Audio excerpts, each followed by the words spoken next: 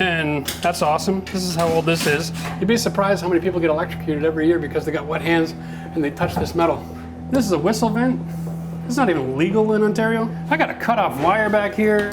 That's just a fire waiting to happen. So that installation is actually legal. And if there was ever an inspector on this job, they would have failed this installation. The pipe for the drain for the sink, it just popped out. It wasn't ever glued. I think when we're doing this job, we're gonna have to pay real close attention to the electrical around here. Can't take anything for granted. Somebody is a real idiot. I haven't run into a house yet that had square walls. Love working on these old homes. These are my bread and butter. I gotta say, this floor is awfully comfortable. Wow. Wow, that's actually a rain cloud. We had all this space? The whole ground is heaving. Perfect every time.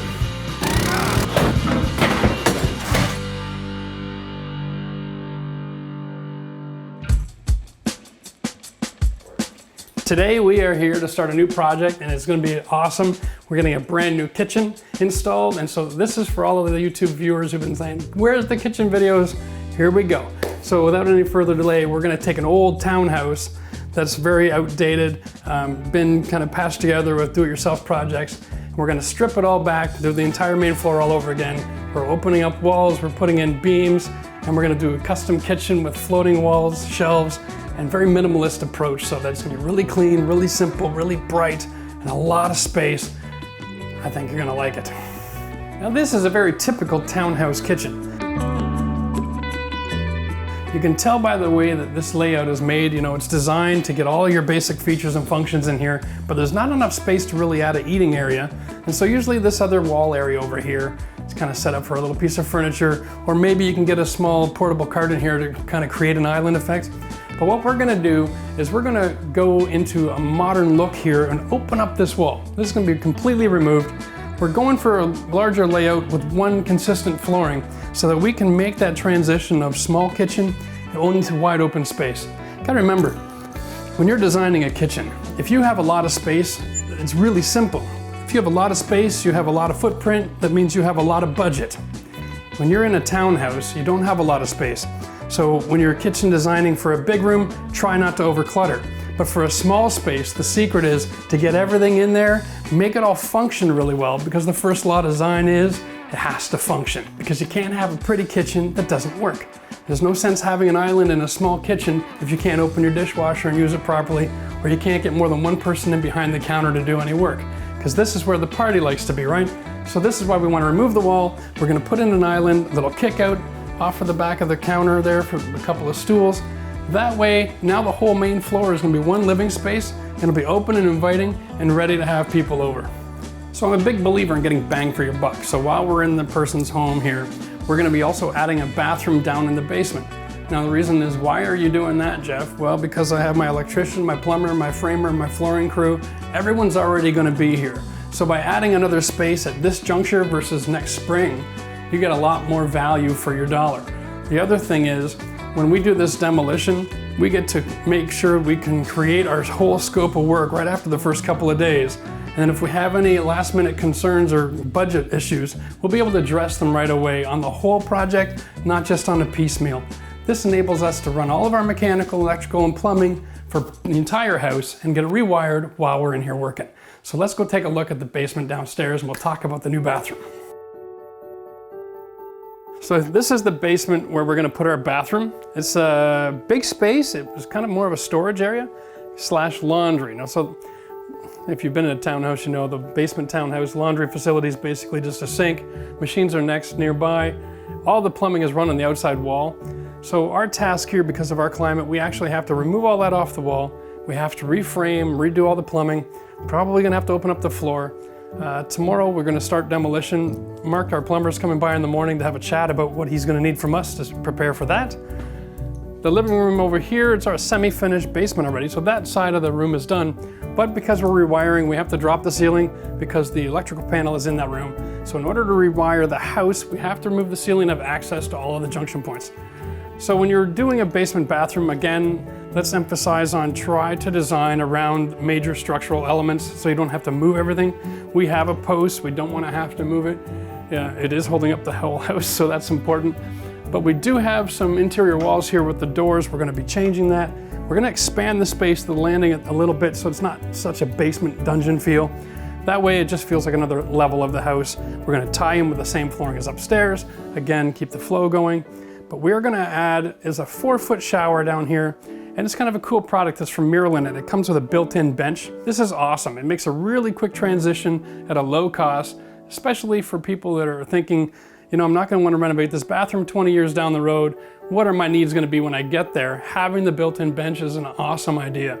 So this way we're just gonna subway tile it, put some overhead rolling doors on. Very sleek, very modern, contemporary, easy access. Of course, we'll have the toilet and the vanity over here, and we're going to have the laundry in the bathroom. Part of that is just necessity. We don't have enough room here to chop up another room, so we're gonna clean this all up and put the laundry facilities. We're gonna bring all the plumbing into the wall so we don't have to use a laundry sink for the drain. And that'll give us a nice clean space with lots of open concept and make it very functional and very easy to maintain.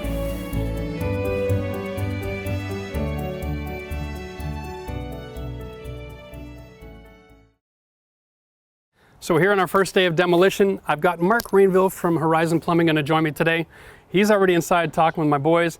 I'm going to go in and meet him, but he's here to go through the process so that we can be on the same page, so we know how to open the floor, how we're going to be changing all of our structure, get our processes in place so we're not doing things twice. It's great to get Mark's opinion on site before we get started. That way we know the end from the beginning.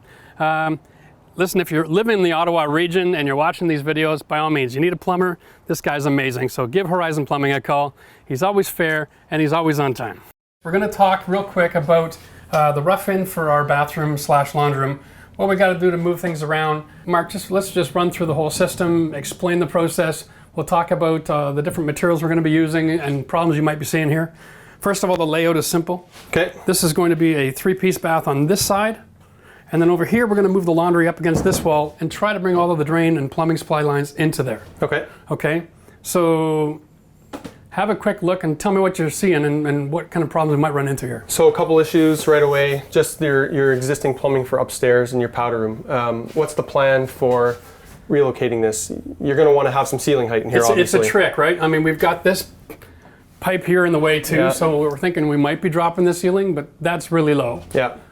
So we got to try to find a new way to get the drain take off from the sink and the toilet, try to get it up into the ceiling as much as possible. So we got a double joist here, which is more than likely the reason they ran it this way. Okay. So we'd be looking at getting, you know, all of this into the joist space, which is probably the way they should have done it from the start.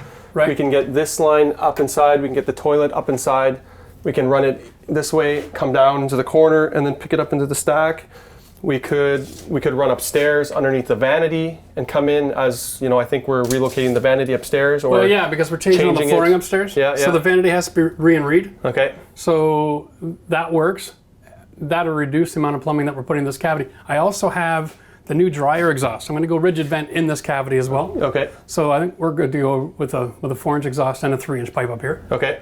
Other than that, when it comes to this corner, this is where my shower is going to be. Yeah. So this guy's got to stay. That's not really a negotiation, right? Right, that's got to stay. That's your main stack. So I'm probably going to be framing here with 2x6 wall. Okay, perfect. Right? Yeah, and it's not an exterior wall. It's a party wall, meaning it's being shared with the neighbor next door. Right. So we're allowed to put plumbing in an exterior wall. Yep. Because it's technically not exterior. It's a warm wall. It's not going to get cold. Exactly. Right. Yeah. So that we can do. So you build a 2x6 wall, and I can put everything inside this wall. All right. So quick question. Yeah. If I put a shower here. Yep. What's my access to the cleanup? We need to have an access panel here. So that will be difficult for you, as if this is going to be your shower wall, you're going to tile that, and we need to have access to this cleanup. Okay, so I might need to reconfigure my layout. To me, you're going to have to move your shower down a little bit and maybe put like a little bulkhead or a little box here, just outside of the shower so that can be accessed. This is the main cleanout for, to me it looks like for the row. Right. So it's picking up all the other units as well and then possibly working its way out from there. Yeah, because that's already a 4-inch. That's right. And it definitely looks like it is going next door. Okay, so without a camera inspection, that would be my best guess. So maybe the best plan for us is to reverse our plan, put the shower on the other side. And put the vanity here. Go vanity here, so we can have a trap door. Exactly. Okay. Yep. That'll work. What about all the laundry? Are we good? Because we can run the drain system, right? That's right. And everything can be run inside this wall. So we can bring our laundry over, we can come across, we can bring our vents up, come back, and then pick up into existing venting. Nice. So 0 issues there. Okay, so we're going to open the floor. Okay. Floor drain. We have an option for SaniFlow, but that means I have to raise the whole height of the whole bathroom. That's right. That's ridiculous. Yep. So we're going to open the floor for basically now, the way that's tied in, are we going to have access to tie in? We're going to have to do a camera inspection to determine that. There's definitely a 3-inch line here, picking up somewhere coming into here. There's another stack as well. So, you know, we can definitely pick up off of here and then just run some new venting. So when we open the floor, if we run a channel to go shower, pick up the toilet, vent and drain from the sink, heading into this area, we should find this? Absolutely.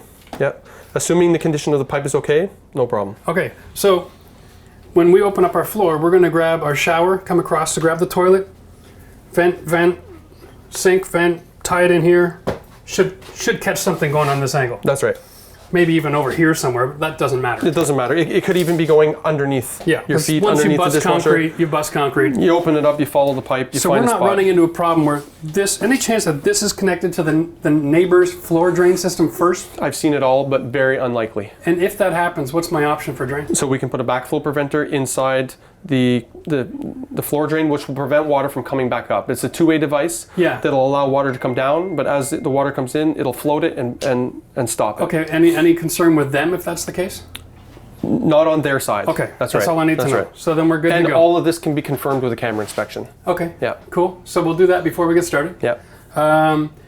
What about this old pipe here? What is the deal with that? This guy is your main water feed for all of the units from this side working its way down. Wow. When did they stop doing that? A while back, yeah. Existing connections like this guy here, you know, it's probably a good 40 to 50 years old. Yeah, I know, because we're kind of like a little freaked out because our whole structure is all 2x8 instead of 2x10. So it might be a good idea to have a conversation with the anybody on the board, the condo directors, to maybe have this relocated. So I'm going to check with the board, see if they have any program in place right now for this sort of thing. Okay. And if they do, that'll be a quick approval. Yeah. If not, it might take an extra week or two, but that's okay. We're here for a while. Sure. And once we get all of our holes dug and our conversation with the board out of the way, we'll give you a call and book you in. Sounds good. All right, so Mark, while I got you here, I want to talk real quick about the kitchen. Sure. We're going to be removing this wall here. Okay. My guess, there's going to be a fair amount of mechanical in here. Agreed. Probably ductwork, maybe 3-inch stack possibly. Maybe the stack. I'm thinking it might be held in this cabinet. Yep. We got a big box here. Yeah. I'm hoping there's much of it as possible is in here. Okay. Whatever isn't will be going in here. Yep. This held a chimney back in the day. Okay. Okay, so we don't have that going on. They changed over their heating cooling systems. So we have this huge cavity that we get to work with. Yeah. It's maintained right through the bathroom upstairs as well. So lots we have of room lots to of do room. what we need, yeah. We're going to be putting the island in the middle of the space once this is all removed and bringing the water supply and drain here. Okay. So as far as my process is concerned, yeah. What do you need from me? Strip everything down, get everything ready for rough-in. We'll come in, we'll rough everything underneath. We'll back vent into this box. Okay. Which is running all the way up, as you just mentioned. Yep. We'll move anything from mechanical from that wall into there as well. And then we're done until finishing. Okay, now on the other side of this wall, we have a drop ceiling underneath the bathroom. Underneath the bathroom. Now remember I told you that this house is made with 2x8 construction? Yes. Is it possible they did that in order to facilitate running their plumbing? Maybe they ran their stack under the joist cavity to this corner? Yes, that's your best guess. That's what's happening for sure. All right, so if that's the case, is it possible to reroute that plumbing so we would just have like a box extension on the one wall? Yep. And we can lift the rest of that ceiling then? As long as the joists are running in the proper direction, absolutely. Yeah, well, it's townhouse. It's like 99 out of 99 that's going this pretty much the same thing. Yeah, okay. Absolutely. Very cool. So I don't have questions. If I run into anything that I'm concerned about, I might have to have you come in to redirect a couple of water lines. Yep. Worst case scenario. Easy or breezy. I might just shark bite that stuff and run some temporary PEX until you guys get here. Until we get back. A couple days later. That works? Yeah, for sure. Beautiful. Yeah. Thanks, buddy. Awesome. Thanks very much. Appreciate it. So we're all done talking with Mark there about what our plan is for moving forward. The boys have got the rental truck here. We're working in a townhouse complex, so there's nowhere to put a bin. So we had to make arrangements here to use this rental truck. So today when we do the demo, everything goes to the dump via the truck. So we're gonna just go inside now and get started with the demo. Okay, so guys, the demolition process here today is really simple. We're gonna start with removing the appliances. take them into the back room so they're out of the way of all the work, because they're gonna be saving these. So that's stove, dishwasher, and the fridge, all right? Then we've already got the water off, right? Yeah. We double check? Yeah. Okay, good, so we're off, nice. Always turn off the water before you do a demo. Oh my Lord. Then we're gonna uninstall all the cabinets.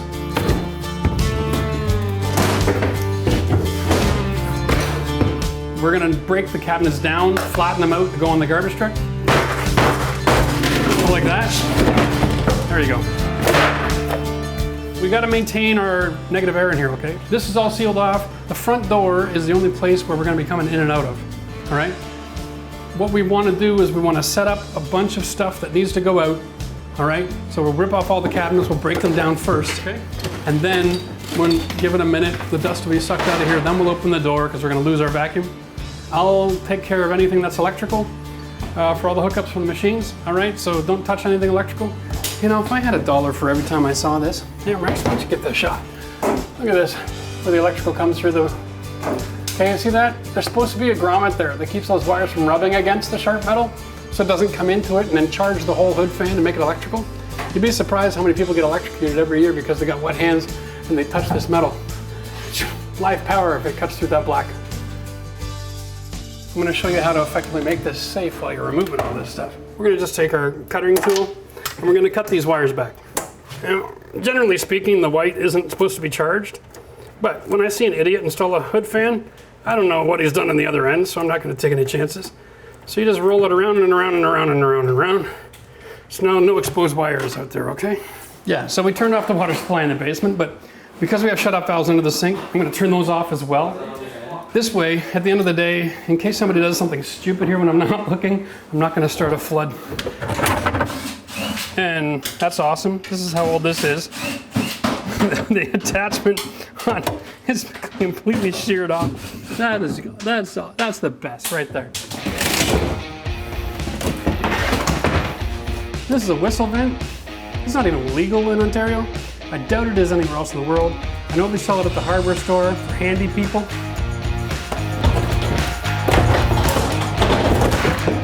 The pipe for the drain for the sink, it just popped out. It wasn't ever glued. Those are the wrong screws. Just drop and then pull towards us. There we go. Again, this is wrong. When you are looking at the back of your hood fan, you should measure from the top corner here down and across to where your hole is. Mark it on your wall, remove the drywall around there, so this wire should be coming out through that hole. Not tucked in around, getting all covered in grease, risking getting cut on the hood fan. I mean, again, I think when we're doing this job, we're gonna have to pay real close attention to the electrical around here. Can't take anything for granted. Somebody is a real idiot. Rip that out. You wanna give him a hand with that? Walk it right out onto the truck, gentlemen. I got a cut off wire back here. I got all kinds of silly, stupid things going on. Next up is we're finishing all the base cabinets. So just go like that. There you go. Okay, it's a receptacle. And these are those child safety caps, right? Covered in dust. That's just a fire waiting to happen. I told you the electrician in this job was an idiot. Okay. So this is the original cabinet that went to here. That was probably a plug for the original fridge. Now it's been relocated with a new plug. It was buried behind the cabinet extension that you see in this floor. You can also see the difference in the wall color paint. That would have been the original paint. That would have been another color. And now we have the third color. Lots of modifications going on, and nobody really taking the time to do it right. Most renovation companies are more than happy to do things in layers. More flooring, more flooring, more flooring. They never take anything back to the beginning. You know, Mike Holmes, sorry.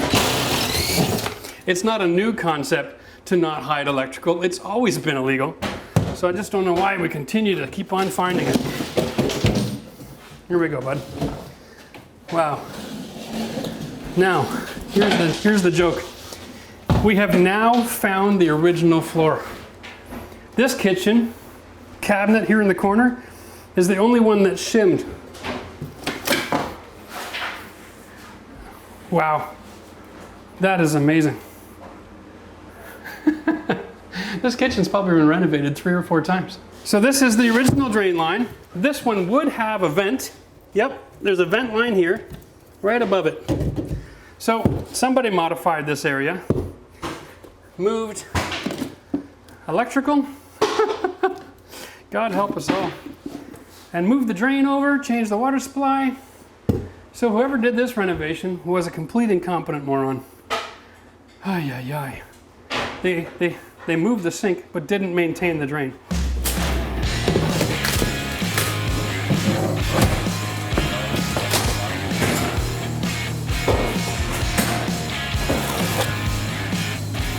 This is an electrical staple, and it's designed to hold the wire against the wood so it doesn't get trapped in the drywall when you close. These staples come with tabs. See that? Okay, yeah. All right. According to electrical code, this tab is not supposed to be in contact with the wood.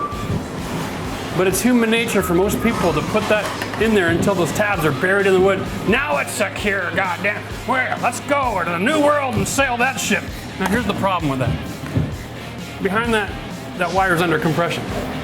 All right, so it's like trying to take 5 lanes of traffic in Toronto and force it down 2 lanes and tell everybody they can't slow down. Traffic jam. You're gonna have a problem, right? So what happens there is you gotta build up a heat.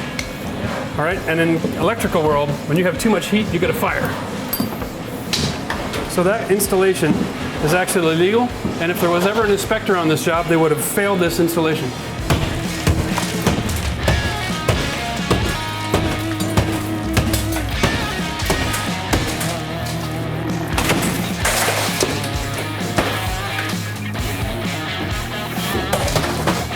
Okay, so we've opened the ceiling. Now we're taking a look at our structure. Oddly enough, we have 2x8 floor joists in this structure, which is, for my liking, a little bit light duty. I don't even like to use that on a deck, but you know, hey, I guess it was good enough for the day. We have aluminum wire everywhere, which we have plans to get rid of, which is good. You can see right here on the green, where does it say it? There it is, aluminum. I actually have it labeled, so when in doubt, just read your wire. This plate here, it looks like it's been designed to be a point load structure. You can see we have the double 2x4s we talked about. There's a little bit of lumber up here, and then the joists going from both different directions, meeting down there, sitting on top of the joists in the basement as well, which are heading the same direction. So structurally, it's built right. Unfortunately for us, the joists from that part of the rec room stop here. A new piece of wood is then brought over to this wall, and then from here to the other side. So we need to create an environment here where we can pick up the load on that end and on this end. That's going to be a bit of a challenge. Of course, the ceiling is dropped to make room for all of the ductwork and plumbing, which we're going to reroute. Our goal here is to get rid of this whole drop ceiling and move every piece of mechanical that's in here so that we can go as flush as possible. Holy cow, we got our work cut out for us. And it looks like the only option I have is to double up on my joists over here, cut all of these joists back so I can insert a beam up in the hole that I open up between the joists, put a double hanger on there, and then joist hanger on each side of the beam for pick up every one of these joists. So in order to do that, we're going to have to tear all this apart. We got to build a temporary structure wall here to carry the load, a temporary structure wall on the other side within 2 feet of each other. We got to get all of that cut out, and we'll use our laser level. It's not going to be tricky, it's just labor intensive. And then for the mechanical, that's really simple. We still got that huge area in the corner here with a chimney. The chimney will be removed. We're going to reroute these. This all goes down to the storage room downstairs. We'll just go back to the furnace, find those duct lines. We'll reroute them over there. So new plan. Our mechanical we can move out of the way, so we can open the concept and we can bring it in the corner and we can bring it back. The stack we can move out of the way and we can redo the plumbing. That's not an issue. Our problem here is that because the heat comes up this wall and goes in 2 different directions, there is no one particular place where I can cut the joists out to put a beam in on either location. So no matter what I do, I'm going to have a bulkhead over here. That stinks. All right. Let's keep the door shut, people. We're doing drywall in here now. So you take this bar, it has a really cool tip on it. You just lay it on the ground. It's very heavy, it weighs about 30 or 40 pounds. And you just slide it underneath the edges.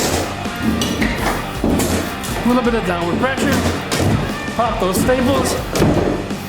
So this area here used to be a door. And now it's a door yet again.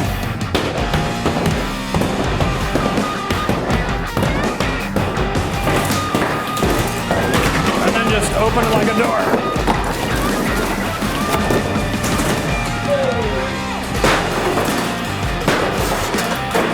Push them through.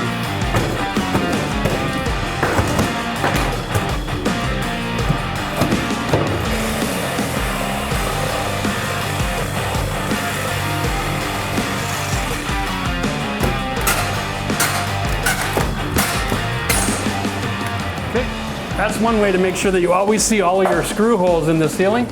Just install it right to the joist, so when they start drying and twisting, they always get a nail pop.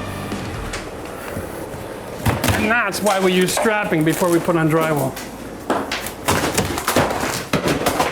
So it's funny, I'm over here pulling off this light fixture in the kitchen. It's a big fluorescent light, right? And lo and behold, we have aluminum wiring connected directly to this copper light wiring. You know, it always amazes me. When you have aluminum wiring, you've got to transition your wire before you connect it to copper. You got to have the right morettes and the right paste. There are right ways to do this sort of thing. You can't just say, oh, it's just a light fixture and cheat. Because now you've got copper and aluminum tied together. They expand at different temperatures. So just because it's a fluorescent light doesn't mean that the wire itself isn't pushing a lot of potential energy. That joint is still going to heat up and still going to expand in the moret and has a risk of coming loose. Fabulous. Yeah. Again, yeah, everything's tightened on so tight. What a joke. Okay.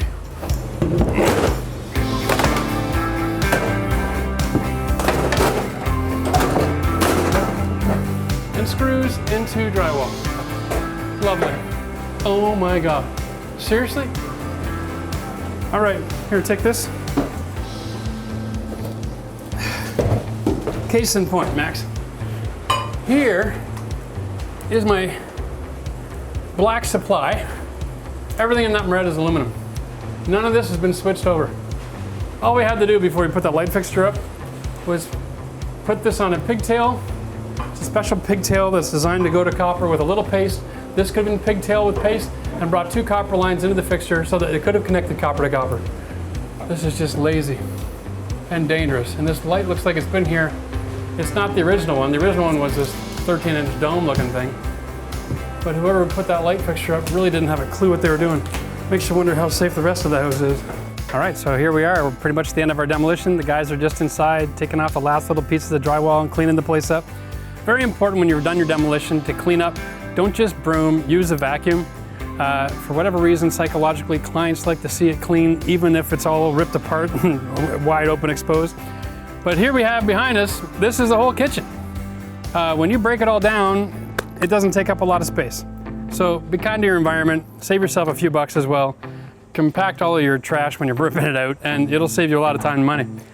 So the only thing left for us to do here today is just pack up our equipment, get it nice and clean, let the dust-free system run for about 15 minutes after we're done, just to get it all nice and clean, and then we'll open up the stairs and access for the client.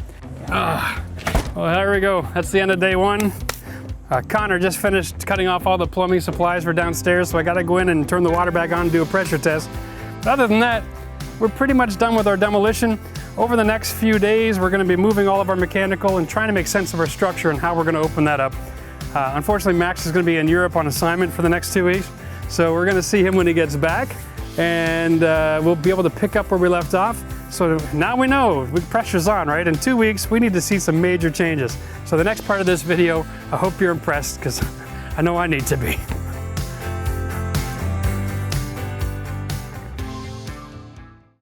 All right, well, here we are. We're back on our project. It's end of the second week. Max is back from Poland. Good to see you again, Max.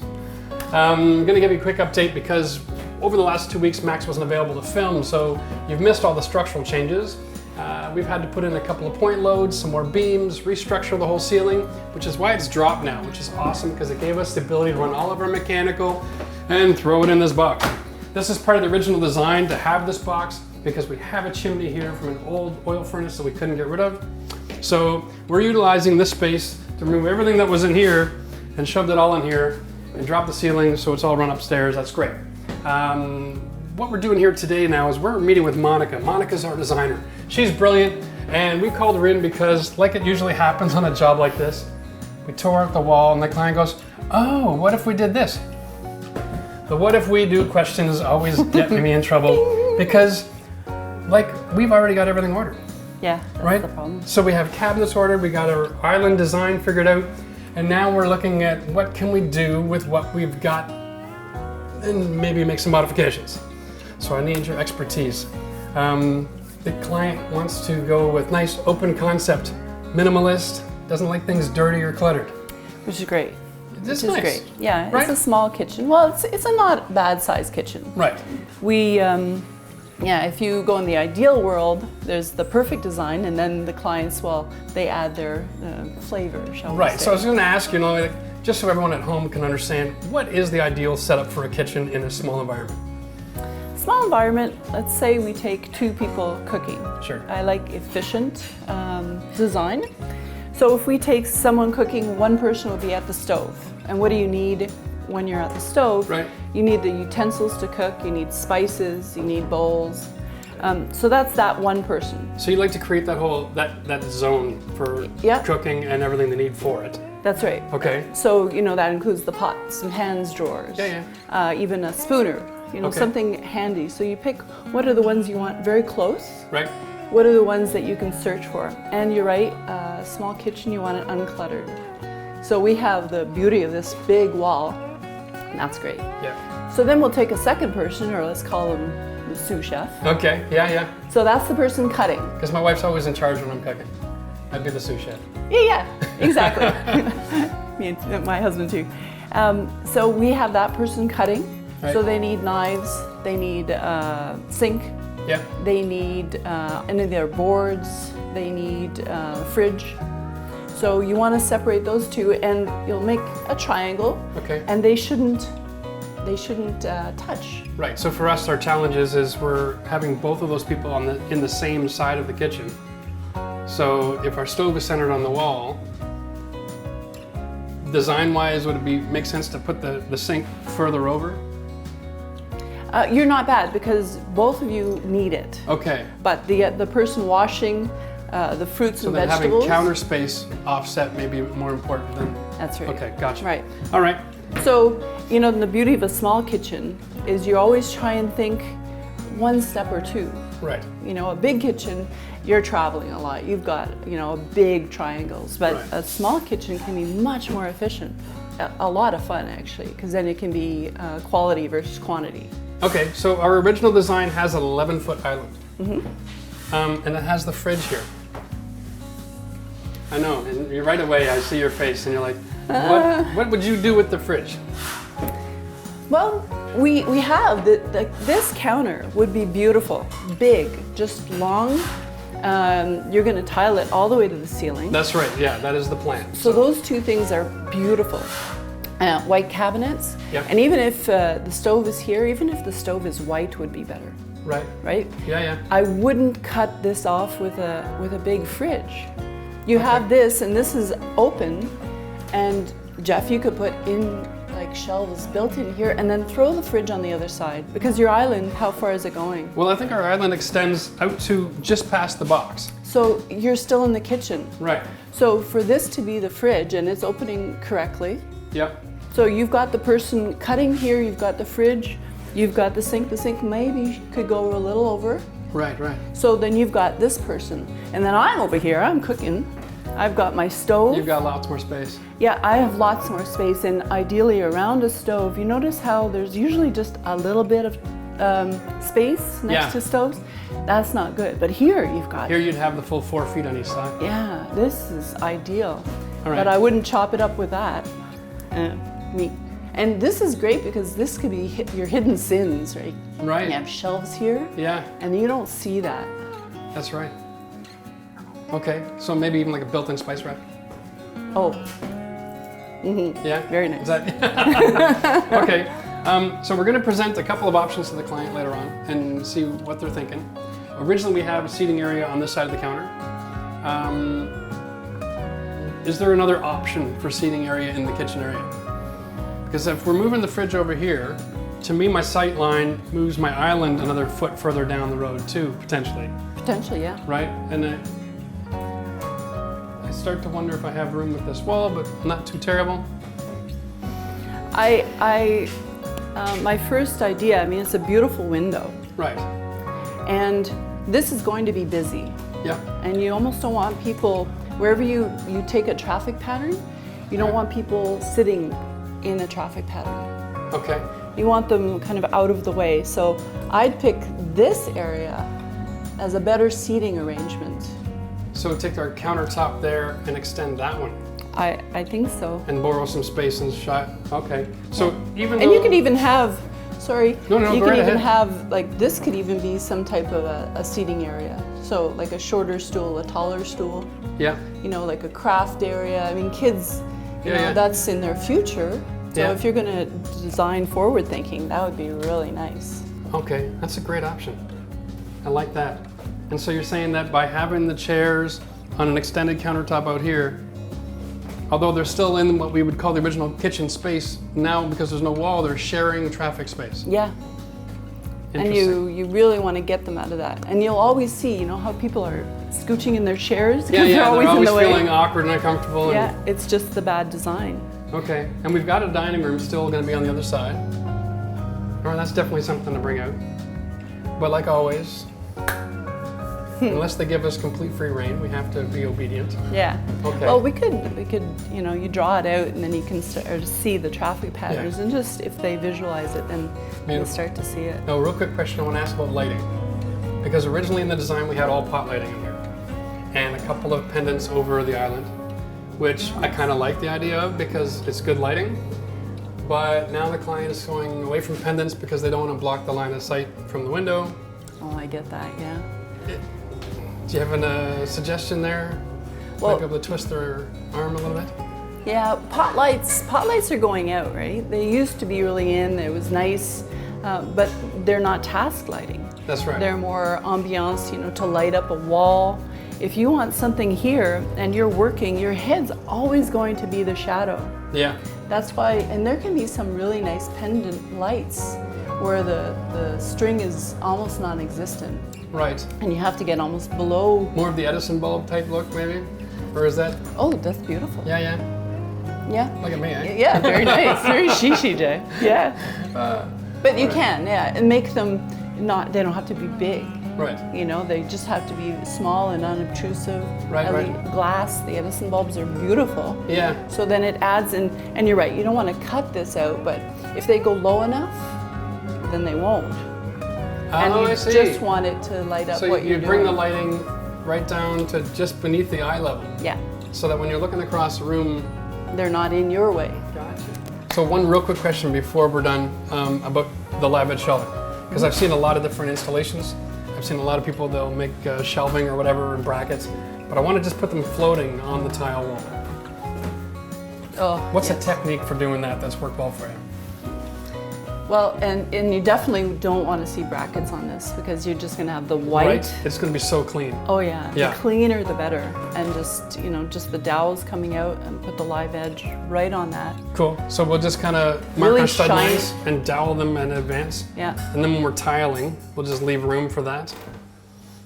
Yeah. Right, and Connor? make That's sure cool. it goes right over the tile too. Yeah. Yeah. All right. And then we'll just slide it right over. Kind of like those IKEA shelves. Yes, exactly. Very handy. All right. We can do that. Cool. Monica, thanks very much for coming out today. And we will we'll see you again next time. Okay. Now that's awesome. We've got some great things to think about, talk to the client tonight. And if you live in the Ottawa area and need Monica's help, check the description below. We'll show you how to get in touch with her. And yep, there we go. The plumbers are here. Now it's time to start working back in the basement. We've got to get back to work. So we're making this video for homeowners who want to add a bathroom to their basement. You don't need to know everything, you just need to know who to call. So in this environment, what we've done is we've taken our chipper that we rented from the local building store and we made a small hole. And all we did is move the gravel around, and this is actually quite simple. You can move the gravel from underneath the hole, and then this concrete, it doesn't have any strength. And you can just smash it right off. So anybody can make a hole in their basement. It's not tricky. So what we have to do is we expose all of the pipes, and having a basic understanding of what they're going to be doing is important. So we had the plumber come by earlier with his camera, and we knew where the lines were. So we're just opening up a hole for him to work in.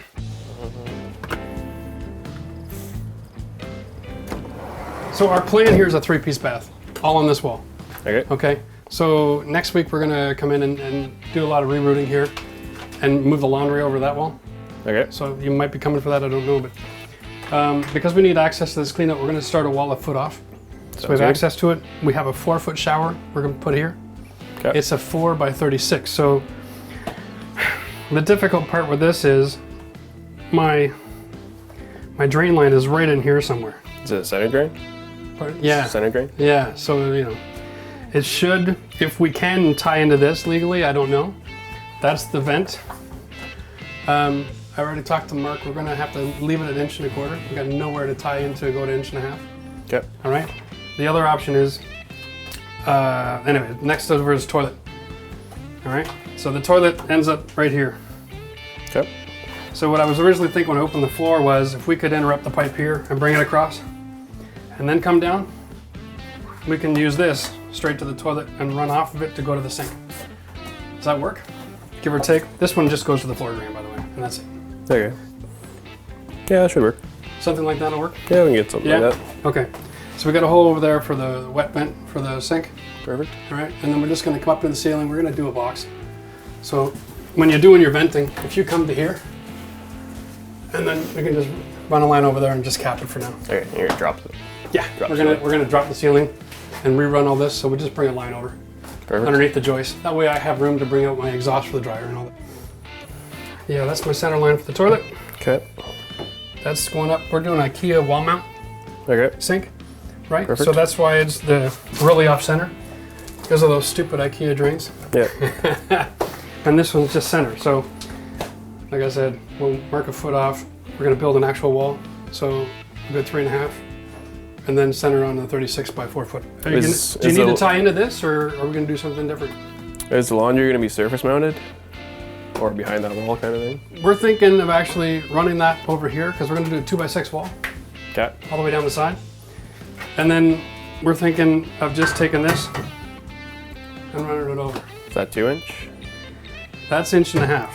That's the drain. Is the This clean out is it's in. Yeah. Yeah, we can go from there. Okay. Does that work? Yep. Beautiful. So whether this is 6 or 7 inches, whatever we need to facilitate that, we'll make it work. Sounds good. All right. And then, like I said, because these are all connected from the clean out over there, we'll have access for legal reasons, but we'll probably do any of our snake training from over there. Yeah. All right. So all we're doing is bringing those 3 new items onto this line. The laundry will take off for this clean out, and then we're good. Perfect. Sweet. It's good. It's got counter quarter there. Well, there's all your water. Perfect. I guess they put the damn brick in the wrong spot.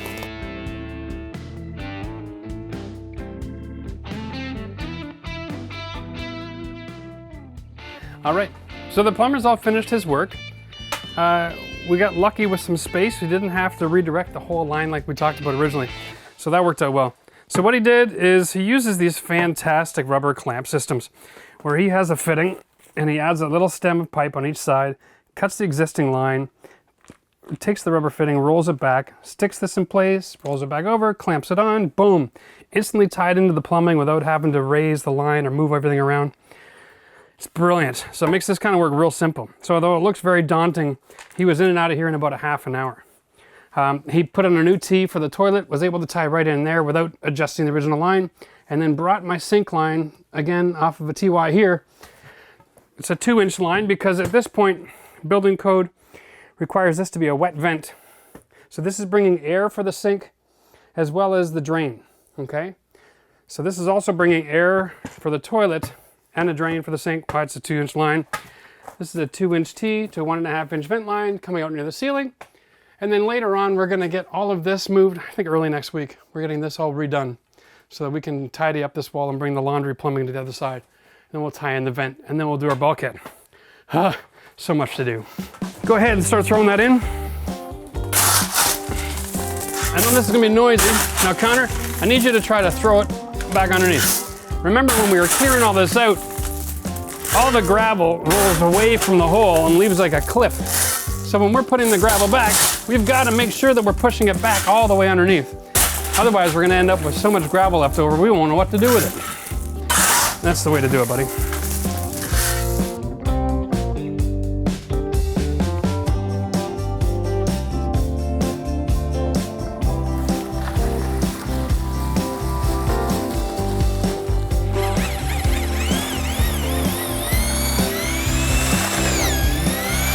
That is a perfect mix of concrete.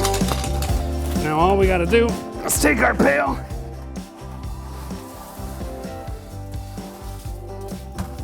Now this technique really kicks butt.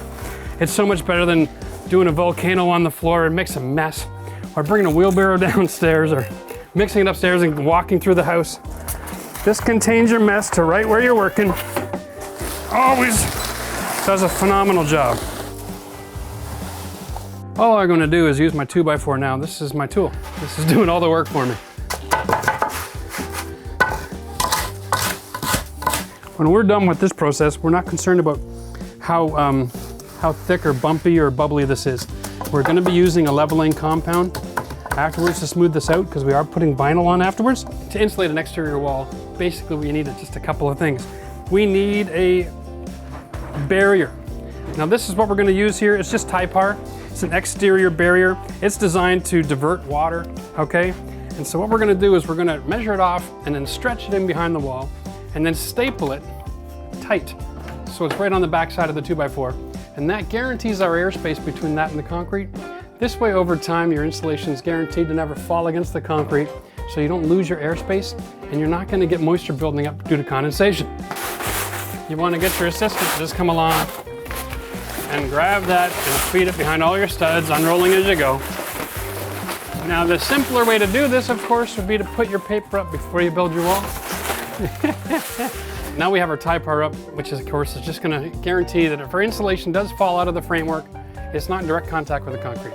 Now we're using a traditional fiberglass pink product here. This is fine. This is an R12. It's made for 2x4 walls. In our district, if you have a 2x4 wall upstairs, you have a 2x4 wall downstairs. If it's 2x6 upstairs, you've got to make a 2x6 wall in your basement, and you have to insulate R20 just like upstairs. It's a lot of framing and insulation for a basement, but the idea is you want to make sure that every aspect of the house is insulated to the same degree, okay? So here's my trick for cutting in the bottom of the insulation. I actually will put it in and roll it forward, okay? And then I measure it off that way.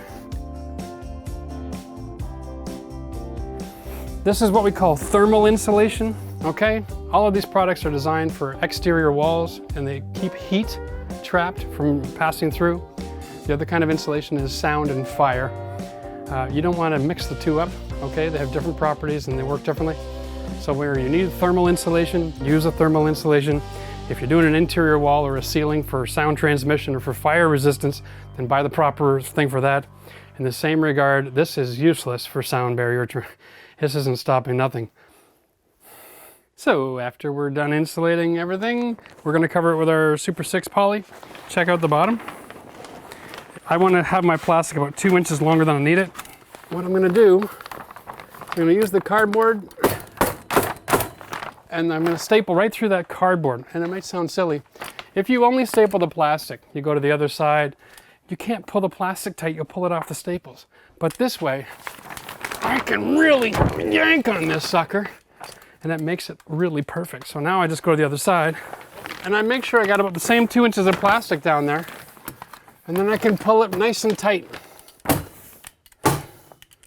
And then, once we get it all up, we'll tape all of our seams together where we had the cut to get around the wires. Anywhere where you've got something coming through the plastic, you have to tape that something to the plastic, all right?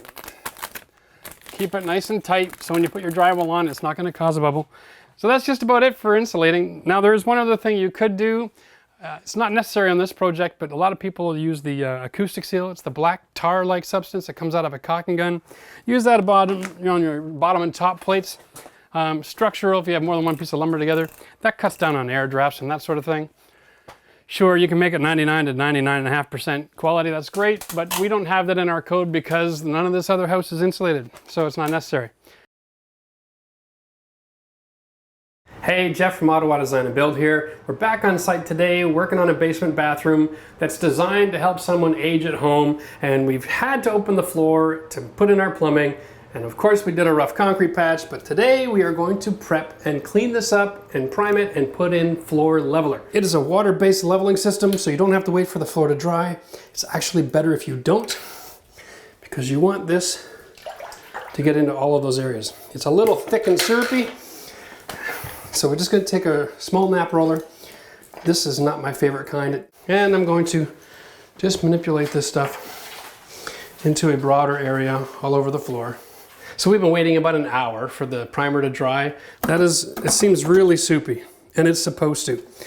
It is a self-leveler. It will flow and it'll find all the little nooks and crannies that need to get filled. So it doesn't take a whole lot of work. Push the leveler back into the general area. There we go. So here we are, we're working in our kitchen project, and I've got a big issue. We had a structural wall that was right in the way of where we want to put our island. We were a little disappointed. We figured there'd be some mechanical and stuff, but it turned out to be structure. Now in that wall, we had cold air return, we had 2 different heat runs, we had plumbing lines, water supply, venting, oh my goodness. So we removed all of that. We built a box and tucked everything into this one corner, dropped the ceiling and rerouted everything upstairs again. But now we have this issue we got to deal with. And if you're in a situation where you've got holes in a floor, then I'm going to show you how to solve that. If you're going to be installing hardwood, what you want to do is you want to put some backing in there and put the 5/8 plywood back in that hole. So we're going to put in a screw. Now I can hold onto this wood no matter what's going on. Wiggle it in here and then bring it up. So we're just going to throw in a couple of screws just to hold it still. Now in this situation, gravity is your friend. When I put this plywood over top, there's enough strength there with the vinyl floor that they're not going to be denting, so I'm not going to worry about anything that's less than an inch, okay? There's been a lot of changes in the flooring industry over the last 20 years. Let's face it, the old standard of carpet everywhere and maybe hardwood, tile in the bathroom, it's gone. There are new products coming out, it seems like every 6 months to a year. And again, we have another one here. This is a vinyl plank. Yep. There's this technique where you can do an entire row of the room like this, and then you can lay it in together. I'm just going to put in our little tapping block that we made.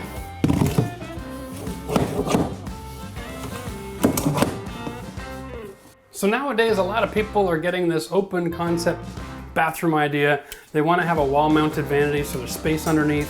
It's easier to keep clean, makes the room feel bigger, and there's a lot of products on the market that have really awesome storage options, and one of them is what we're going to install today. It's the IKEA. This is called the God Morgan. One side and the other side. As I go. Here we go. Okay. Okay. Here we go. Now we have a wall-mounted vanity. So now what I'm going to do is I'm going to measure from my laser level mark. And the reason we're marking all this is so we have an idea of where we have to open the drywall.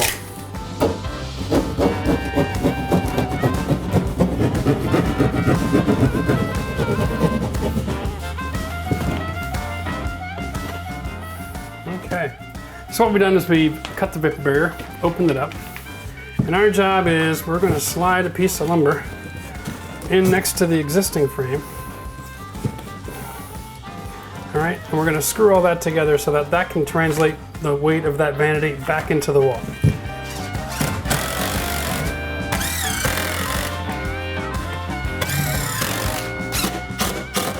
Now we got wood where we want it to be. We're going to slide this back over top of our mess here. There we go. Line up your screws, put your brackets over it, tighten it up real good. You can see that with a laser level, this is a one-person installation. If you try to use a manual level for this, you'd drive yourself crazy. Now this is just one of the few options available of sinks that go with this particular brand. Let's just sit it in place and we got a look here. One of the reasons you want to buy an IKEA faucet to go with an IKEA sink is the faucet comes with the drain system. Rubber goes up against the porcelain. Get your bracket over those two holes here, pull your lines forward, and snug it up to the sink. Put that on. Firmly into position. It may not be much, but it's that one little bit of a 1/16 of a turn after you've tightened it on that makes it incredibly difficult for ever to come loose. There we go. Don't worry about how straight it is. Clean off the burrs so it doesn't grab extra hair. Slide this up, slide this down. Again, everything's gonna wiggle around until you're done. And tighten in position. There we go. Now it's just a basic connection. Well, that seemed like a lot more energy than it was necessary, but listen, IKEA products are decent, they work, but you have to have patience, especially when you're going through the instructions. You need to read the instructions. So many different ways you can make a mistake there. Just follow the book, you'll be fine. So we're here today, we're gonna install a galley style kitchen. On one side, we're gonna use the Nimble Kitchen product. This is kind of cool, these local building store that carries this product. It's hard to find sometimes a good quality cabinet that's in stock and that's priced right, but this fits the bill. So now that we want to find out level, you'll see, here we are. We are approximately from one end of the cabinet to the other, about a 1/4 inch out of level. So what I gotta do is I gotta crawl underneath now, adjust all of those feet. This is easier done if you have somebody to help you who can sit there and say, that looks good there. So real quick, because of we're using a laser level, we can actually locate our line right at the top of the cabinet on all 4 corners. And the benefit of this is before I screw this together, I've actually got it completely level in every direction. So I just toss my level down anywhere and you can see right inside that bubble. So front to back, across the back, it's all the same thing. It doesn't matter where I go. This cabinet is good to go. The benefit is you can finish this with a quartz or granite countertop, and when they come to do the install, they aren't gonna have to spend a lot of time doing the shimming, because you can make this exactly perfect for them. So really, all we need to do now to finish the installation of the box is to attach them together and attach them to the wall. So here's a mistake that a lot of people use. They'll renovate a house, they're gonna get to this part of the kitchen, and they're going to use the 3-inch construction screw they use because they have it in a huge box. They've got a couple thousand of them laying around. And what could possibly go wrong using a 3-inch construction screw? What happens is they drill through into a stud, and the screw goes so deep, it pierces a wire or a water line. Remember, in the building code, there is a depth that the electricians and the plumbers have to use when they're putting things through the wall, or they have to use a mending plate.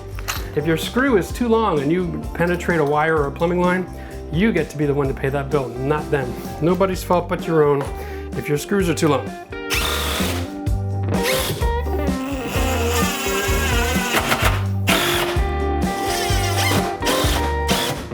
Right now on the marketplace, there's a lot of really nice high gloss or glass tile on the market, and that is going to cause you a lot of grief trying to make that look pretty if you don't have it measured off right. So we're going to be going with 1.5 inch solid concrete.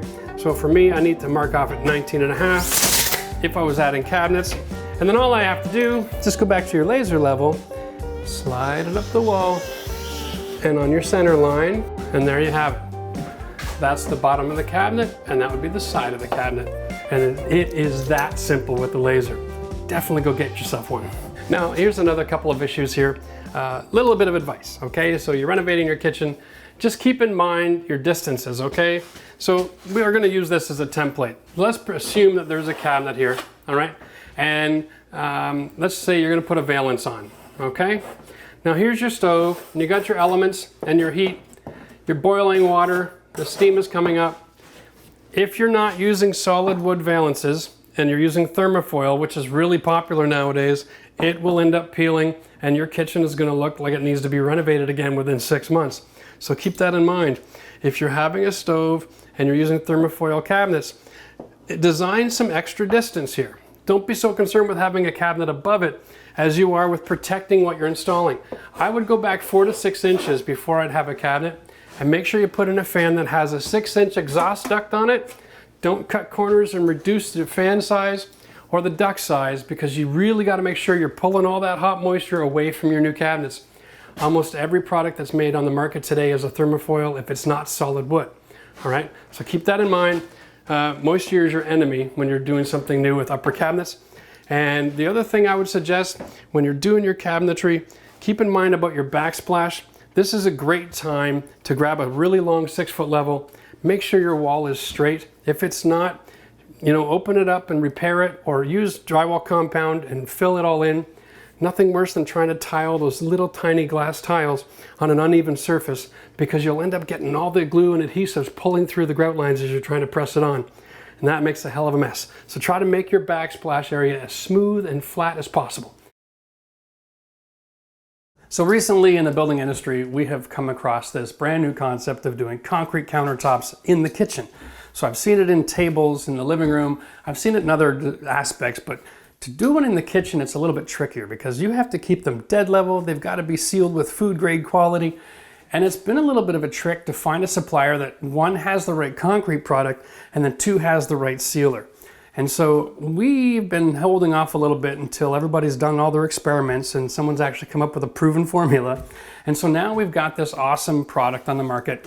We have a combination of a company that makes great forms and a company that makes a good concrete and a great sealer. And so now that we have all of these elements together, we're comfortable doing a mold to make the countertops in place. We have a front mold and then we have a back mold.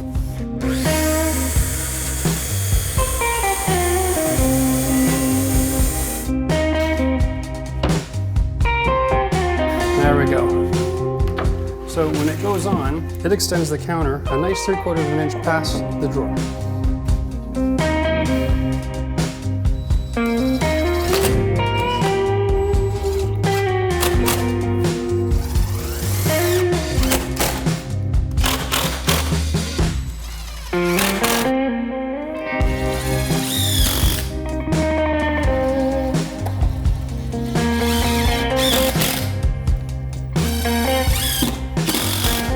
So what I've done is I've just put together a quick box frame, and I've screwed this together on an angle so that after the cement is cured, I can remove the screws, pop out the blocking, and remove the wood really easy without risk chipping anything up.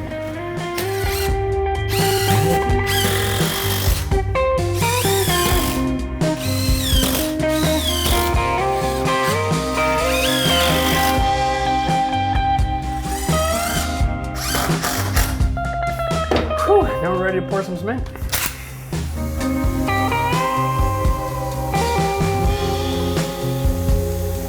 This is the product we're using from Quikrete. It's a countertop mix, and you can see in the picture, you just pour it out of a pail. Well,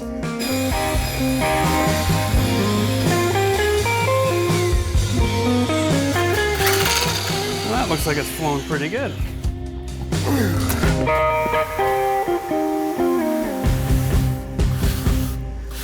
Layer this in.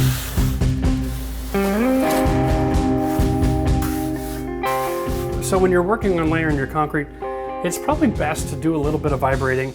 Get some of the air pockets out before you do the final coat.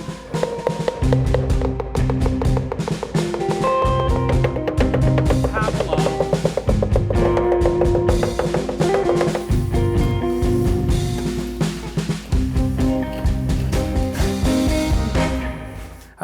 Next step is going to be let it sit overnight and come back at it tomorrow.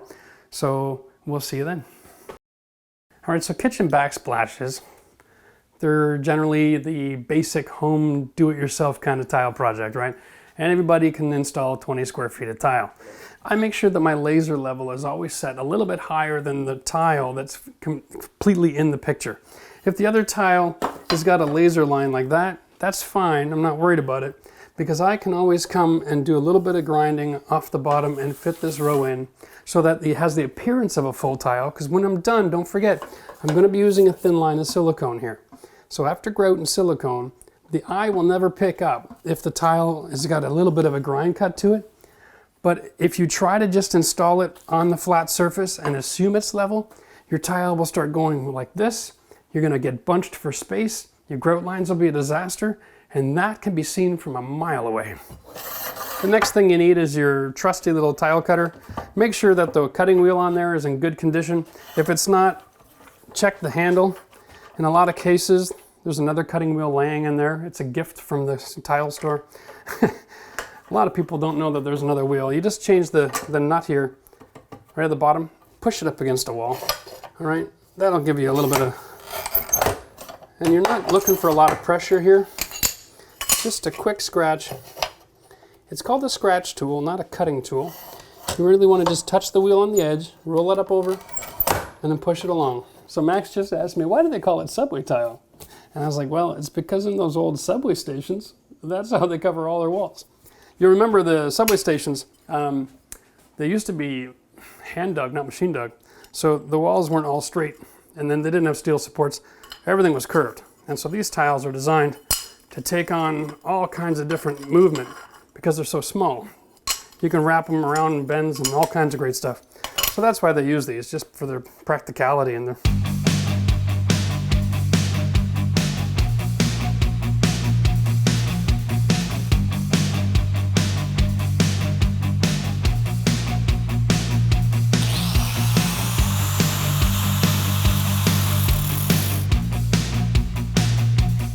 Okay, so here we are. It's countertop finishing day.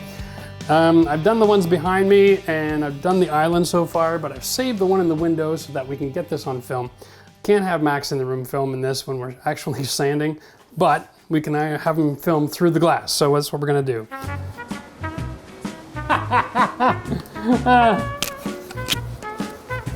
One of the reasons I love wearing masks. We want to clean up our edges and any of these bumps. We don't want to have to sand the ridge out, so we grind it out. You'd be surprised how fast this works and how fast it gets dirty. Here we go.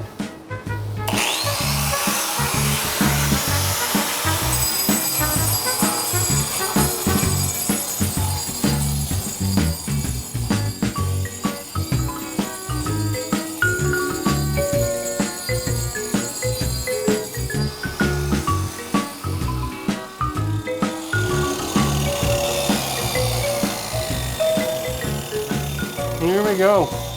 Now the goal here is just take all the ridges off so that we can sand it. Now you'll notice the kind of look that I'm going for here is very rustic. I am not trying to sand this down like it's wood. I'm just gonna wet down the counter now. So you can see that little bit of effort and how smooth that is now.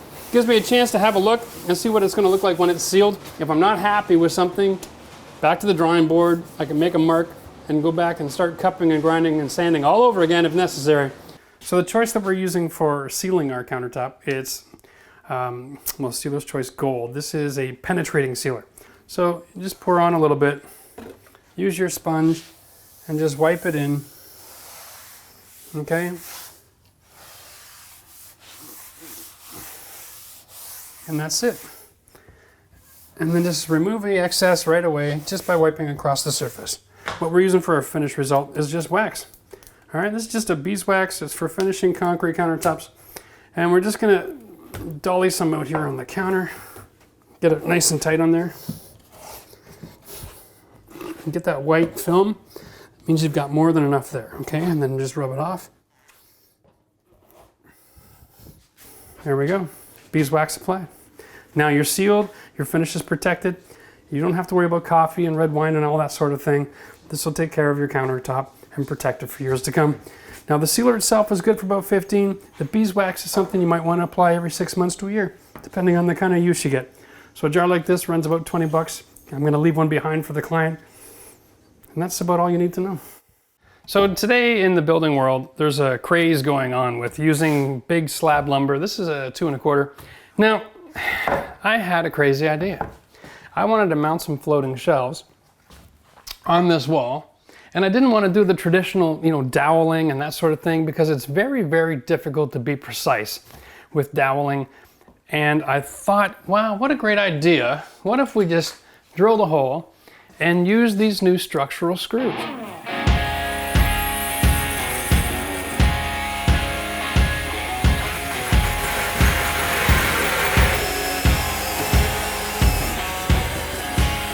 Yep, there's definitely wood in there. So now we're done with this tape. You can see following that procedure, you won't crack your grout lines or anything. It's not about speed and pressure here, it's just about letting the bit do the job. So I'm going to set up my laser across the room and just drop that laser line down until it's just on the top of that tile, and then drive my bit home.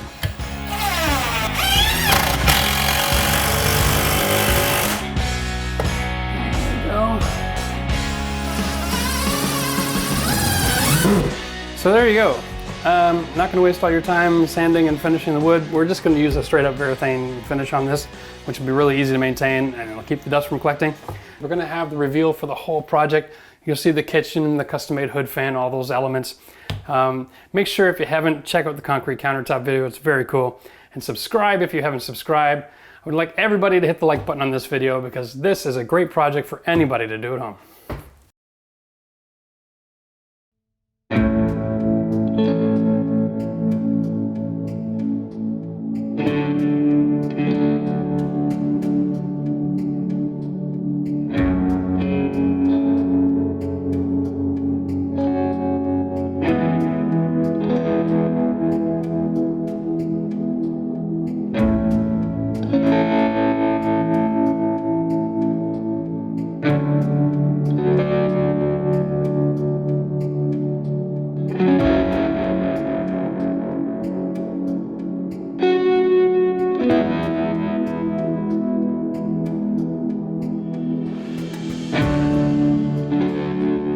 Well, here we go. We're all finished with our minimalist kitchen expansion, which has been a lot of fun. Anytime you get a chance to blow out a main wall in a house and open up the space, always is a dramatic change, right? So here we are with our custom-made island. And I want to just point out that this is a really cool kitchen because this whole island, although it's 9 feet, it's only 3 kitchen cabinets. It's got the dishwasher as well. Of course, we poured our own concrete, little H2O touch technology on the sink. And the reason this is fun is because it's a lot of space, a lot of working space, but not a lot of investment. So we managed to put the fridge on the other side of the wall. We use this as our ducting for all of our plumbing and electrical and heat. So that worked out awesome. And of course, the shelving works out great, lots of light, and really pleased with the effect. Although we dropped the whole ceiling in order to hide all of the structural work we did to keep this house from falling in, it gives you a great feel because it carries out the entire kitchen. All right, so what we're gonna do now is we're gonna go downstairs and have a quick look at how the bathroom slash laundry room turned out, and we'll let you take a look at that. So here we are down here in the basement bathroom slash laundry room. Now remember, this was just a space that because we were changing all the wiring and they wanted to have the opportunity to do some future work in the bathroom, we decided to do it all together with the kitchen. Generally speaking, if you're gonna bring all the trades in, the more work you can give them at one time, the much more effective it is on your bill. So by opening the floor and doing the plumbing and the electrical and all these things at the same time, we got a lot more bang for our buck down here than if we try to do this project later. So as you can see, you know, we've done some of the traditional things, right? We've opened up the space a little bit around the framing of the building. We got the wall mount cabinet. We got our great little ProFlow toilet again. This one's awesome for basements because it has an instant siphon and really helps jet stuff down the pipe. Squeezed the laundry room in here with all the controls on the wall, so it's a nice clean finish painted space. Everybody loves that. Got a shelf, and of course, a 4-foot shower with a built-in seat. And this is actually gonna help facilitate a little bit of an aging at home situation here. So that's gonna be great for them as well. I mean, it's tight, it's small, but it's cute. But most importantly, it functions amazing. You get a lot of function out of a 35 square feet down here. And so that is what you have to do when you live in a semi-detached sometimes. You gotta just go for the bang for your buck. All right, so thanks for joining us on the tour of our project here today.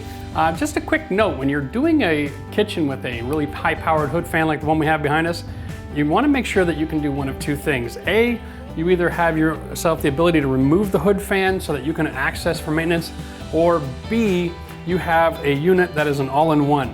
This is custom made to carry a huge CFM fan, so the top box is designed to be removed so that we can actually duct it after we install it.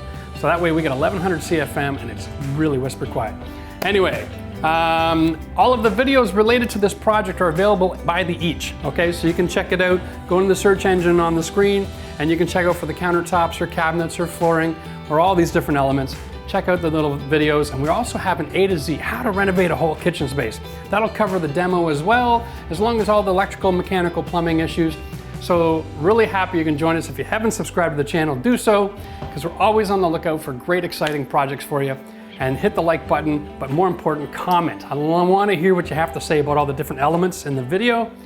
Really love to get your feedback, especially about little things like the new elements we're doing with the wall shelving and then the countertops. Looking forward to seeing you again next time. Well, thanks for joining us today. And if you'd like to see the projects that we're doing in the future, hit the subscribe button so you get notified every time we have a new video. Or check out the link over here and you can check out some of our past projects. While you're making that decision, I gotta find a new color.